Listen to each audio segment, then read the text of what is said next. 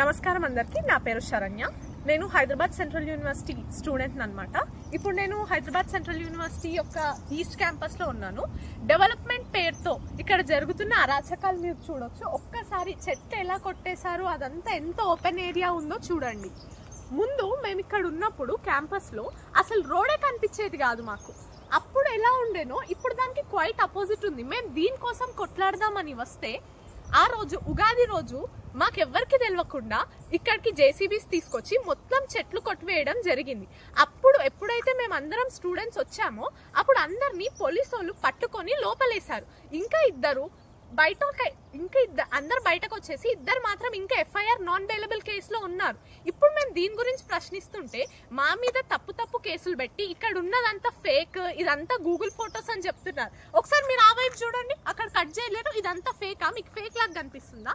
ఒక సైడ్ చూడండి ఎలా ఉందో, ఇటు సైడ్ చూడండి. మీరు ఇంతకు ముందు చూపించిన విధంగా ఇటు సైడ్ ఎలా ఉందో. ఇప్పుడు మేమంతా ఫేక్ చెప్తామని మీరు అనుకుంటున్నారా? ఈ అరాచకాలు మీరు ఇదేనా మీరు చెప్పే ప్రజాపాలన? మీరు ఎలా క్రూరంగా మనల్ని కొట్టి పడేస్తున్నారో. అసలు కోర్టు కూడా ఇప్పుడు స్టే ఇచ్చింది కాబట్టే మేము ఈస్ట్ క్యాంపస్ లోకి అడుగు పెట్టగలిగినాం. అడుగు పెట్టేటప్పుడు కూడా మాకు 2 times చెక్ చేశారు ఐడి కార్డ్. మా క్యాంపస్ కి మేము రావడానికి మేము ఎందుకు ఇంతమంది పోలీసు వాళ్ళని దాటుకొని రావాలి? ప్రతి అడుగడుగున్న పోలీసు వాళ్ళు ఉన్నారు. నార్త్ గేట్, సౌత్ గేట్, ప్రతి దగ్గర అంతమంది పోలీసు వాళ్ళని దాటుకొని మేము మా యూనివర్సిటీకి మాకు ఇంత గట్టి ఎందుకు పట్టింది? మా యూనివర్సిటీకి ఇంతమంది పోలీసు వాళ్ళు వచ్చేవారికి మేము అప్పుడు అంత స్వేచ్ఛగా తిరిగే క్యాంపస్ లో ఇప్పుడు ఇంతమంది పోలీసు వాళ్ళ మధ్యలో బిక్కున భయంతోనే ఉండాలా? మొన్న కూడా ఈరోజు నిన్న నైటే 9 గంటలకు ఒక వ్యక్తి నిరాహార దీక్ష స్టార్ట్ చేసిండు. ఆయనని రాత్రి 2 గంటలకి తీసుకుపోయి గాంధీ హాస్పిటల్లో పెట్టి ఆయన అసలు నిరాహార దీక్ష చెయ్యనే లేడు. ఆయన రూమ్ లో ఇంకొకరు ఉంటున్నారంట. ఇదేనా? మీరు ఏం చేయాలనుకుంటున్నారు? లాస్ట్ కి ఏం చూపిద్దాం అనుకుంటున్నారు?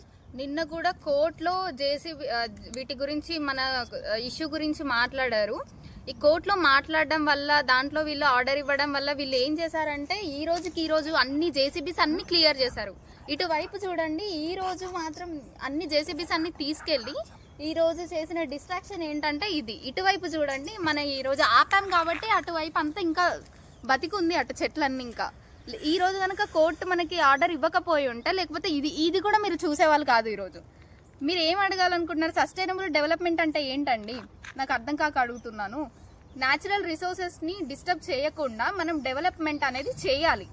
ఏం చేస్తున్నారు మీరు? నాకు తెలియక అడుగుతున్నా. ఇదేనా మీ గవర్నమెంట్ ఏంటో నాకైతే అర్థం కావట్లేదండి. మీ ఇంద్రమ్మ రాజ్యం అని చెప్పింది ఇదేనా? మీ ఇంద్రమ్మ రాజ్యం ప్రజాపాలన, సోకాల్ ప్రజాపాలన అని అంతగానం చెప్పారు. ఇదేనా?